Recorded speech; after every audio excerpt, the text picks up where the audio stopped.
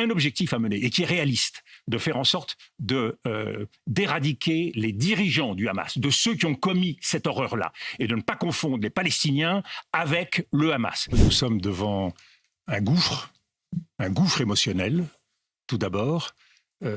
Face à l'horreur du 7 octobre, il y a aujourd'hui le sentiment d'une menace existentielle pour chaque Israélien. C'est la première fois que Israël est attaqué sur son sol. Et les bombardements que nous voyons sur Gaza ne laissent que peu d'espoir à la plupart des populations civiles de Gaza. Et face à ce gouffre existentiel, nous sommes aussi devant un gouffre géopolitique.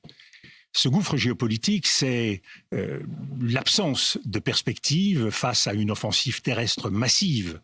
Pour Gaza, pas d'autre perspective qu'un bain de sang. Il y a bien sûr le risque d'extension de ce conflit quand on voit la situation dans la région, à la fois les factions islamistes, les milices islamistes qui obéissent à l'Iran, au Liban, en Irak, en Syrie, au Yémen, et les possibilités d'engrenage qui existent dans cette région. Il y a un droit de légitime défense d'Israël.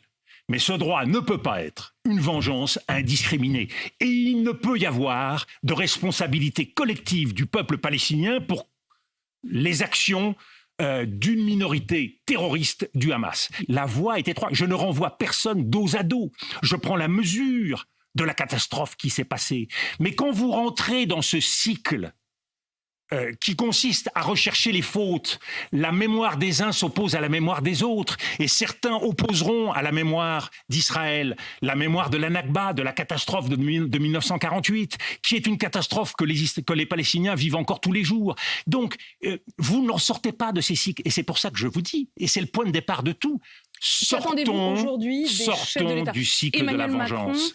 Il y a des choses qu'aucune armée au monde ne sait faire. C'est gagner dans un combat asymétrique contre les terroristes. La guerre contre le terrorisme n'a jamais été gagnée nulle part. Et elle enclenche au contraire des méfaits et des cycles et des engrenages extrêmement dramatiques. Les Occidentaux doivent ouvrir les yeux sur l'ampleur du drame historique qui se joue devant nous. Il faut une perspective politique. Et là, c'est difficile parce que la solution à deux États, elle est sortie du logiciel politique et diplomatique israélien, et que, comme vous le dites très bien, dans le contexte d'aujourd'hui, ça apparaît quelque peu irénique que de dire on va essayer diplomatiquement de gérer les choses. Mais les peuples n'ont jamais oublié que la cause palestinienne et l'injustice qui est faite aux Palestiniens était une source de mobilisation considérable. Prenons en compte cette situation, et je crois qu'il est essentiel d'aider Israël, d'accompagner, certains parlent d'imposer, je crois qu'il vaut mieux convaincre, d'avancer dans cette voie-là.